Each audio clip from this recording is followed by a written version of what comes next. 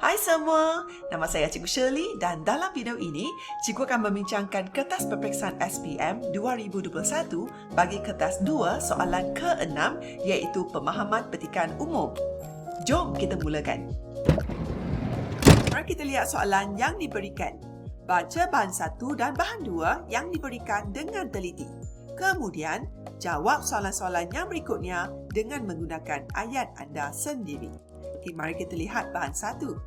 Okay, kecemerlangan anak-anak, the children's success, dalam peperiksaan in the examination bukanlah tiket untuk kejayaan masa depan mereka. It's not a ticket for their future success. Kegagalan mereka pula, their failure, bukanlah nokta, it's not a full stop, untuk meraih kejayaan yang seterusnya for them to achieve the next success. Ibu bapa, parents, janganlah mengharapkan penghargaan orang, means don't expect appreciation atau kejayaan anak-anak or the success from the children, tetapi, belajarlah menghargai, means learn to appreciate, dan bersyukur, means be grateful dengan apa-apa yang mampu diberikan oleh mereka, with whatever that they can give to them. Okay? Give by that. Okay, kesannya, anak-anak akan berasa gembira dan tenang. So, children will become happy and calm. So, they will have a happy childhood. Sebaliknya, ibu bapa yang tidak bersyukur, so for parents who are not grateful dan reda dengan keputusan peperiksaan anak-anak and they are not satisfied with the results, exam results of their children, akan berasa bersalah. They will feel guilty because gagal memberikan bimbingan kepada anak-anak because they fail to give guidance to their children. Ibu bapa juga akan berasa kecewa. So parents will also feel disappointed. Anak-anak pula akan berasa sedih. The children will become sad. Okay, they will feel sad. Okay, kerana tidak dapat memenuhi impian ibu bapa because they are unable to fulfill their parents' wish. Oleh itu, therefore, ibu bapa, parents, perlu meningkatkan emosi anak. They have to improve in their children's emotion and also their family. Okay, their family, the children and family's emotion dengan bersyukur by being grateful dan reda. Reda means they have to accept the fact, okay, that everything is fated. Mari kita lihat bahan 2. Setiap kali keputusan peperiksaan awam diumumkan, so every time when the result of the major exam being announced, seperti Sijil Pelajaran Malaysia SPM, such as SPM exam, or Sijil Tinggi Pelajaran, Sijil Tinggi Persekolahan Malaysia STPM, okay, reaksi dan wajah-wajah murid, so the reaction and their facial expression from the students yang mengambil slip keputusan, okay, who are collecting their result slips, menjadi perhatian lensa media. So it has been like at the attention from the media. Kebiasaannya, as usual, bagi yang berjaya, for those who achieve success, straight A's, mereka menunjukkan pelbagai reaksi kegembiraan. They show a lot of happy reactions.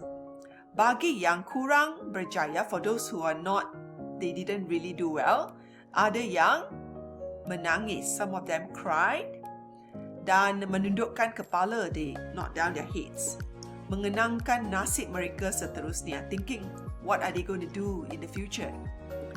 Okay, tidak kurang juga sesetengah ibu bapa, some parents, yang enggan menerima hakikat.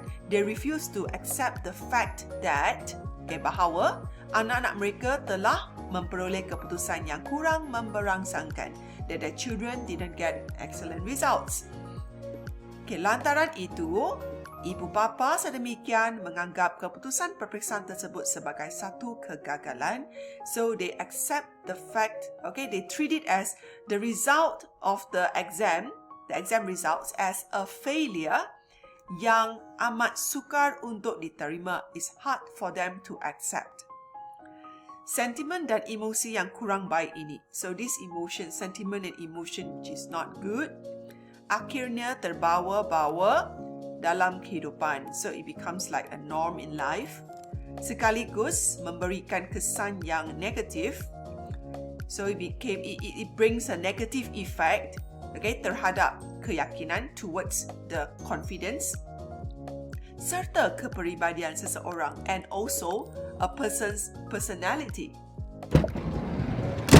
Mari kita lihat soalan-soalan yang dikemukakan dalam pemahaman petikan umum. Jadi, 4 soalan akan diberikan. Okay, soalan pertama adalah tentang maksud rangkai kata ataupun maksud frasa. Jadi, yang ini kita cuba guna sinonim ataupun kalau kita tak dapat cari sinonim, kita boleh guna perkataan sendiri untuk menjelaskan maksud frasa. Dan ini ialah 2 markah. Ya?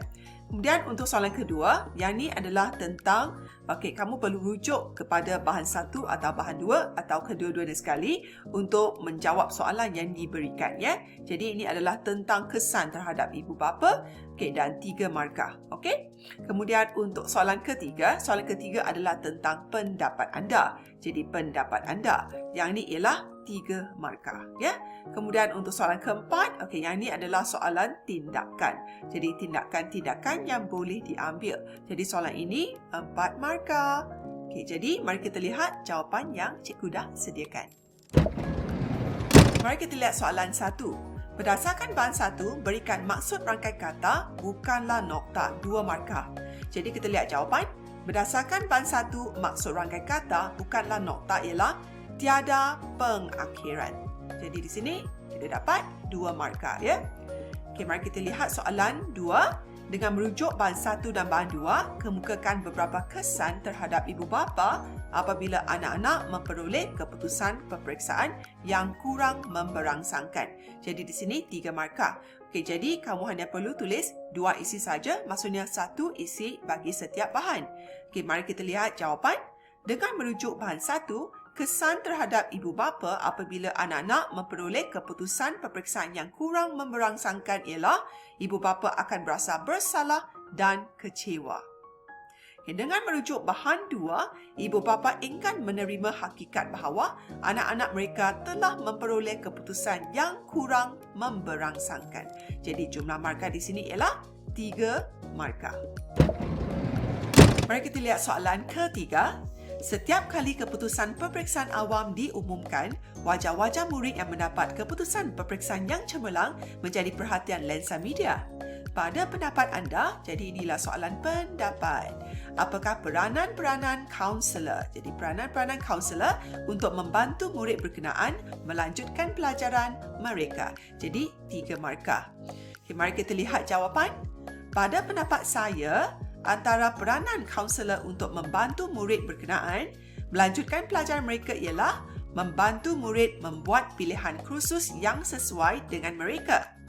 Selain itu, kaunselor berperanan untuk mengadakan sesi motivasi dan memberikan taklimat kepada murid yang akan melanjutkan pelajaran mereka. Jadi di sini 3 markah dan kamu hanya perlu tulis 2 isi sahaja. Mari kita lihat soalan keempat. Rakan anda akan menduduki peperiksaan awam pada akhir tahun ini. Namun, dia tidak memperoleh keputusan yang cemerlang dalam peperiksaan percubaan seperti yang diharapkannya. Situasi ini menyebabkan rakan anda mengalami stres. Selain berjumpa dengan kaunselor, nyatakan tindakan-tindakan yang boleh diambil oleh rakan anda untuk mengurangkan stres. Jadi soalan ini adalah tentang tindakan-tindakan untuk mengurangkan stres dan jumlah markah ialah 4 markah. Jadi untuk dapatkan 4 markah, anda perlu menyatakan 3 isi. 3 isi sudah mencukupi. Mari kita lihat jawapan. Antara tindakan yang boleh diambil oleh rakan saya untuk mengurangkan stres ialah meminta nasihat daripada guru atau ibu bapa. Selain itu, guna penanda wacana, rakan saya boleh menghadiri kem bina semangat untuk meningkatkan motivasi dalam dirinya. Bukan itu sahaja, rakan saya boleh membentuk satu kumpulan belajar dengan rakan sekelasnya. Jadi, jumlah markah ialah 4 markah. Selepas kamu dah siap jawab semua 4 soalan yang dikemukakan, ingat semak semula jawapan dan pastikan tiada kesalahan ejaan dan ayat kamu jangan tulis tergantung ya. Mesti ayat penuh, okey? Tak boleh ayat tergantung, nanti kena potong markah. Okey, setakat di sini sajalah video untuk kali ini. Ingat tonton video cikgu yang seterusnya iaitu soalan ke-7, soalan pemahaman petikan sastera akan datang tidak lama lagi. Sehingga kita berjumpa lagi dalam video yang akan datang. Bye!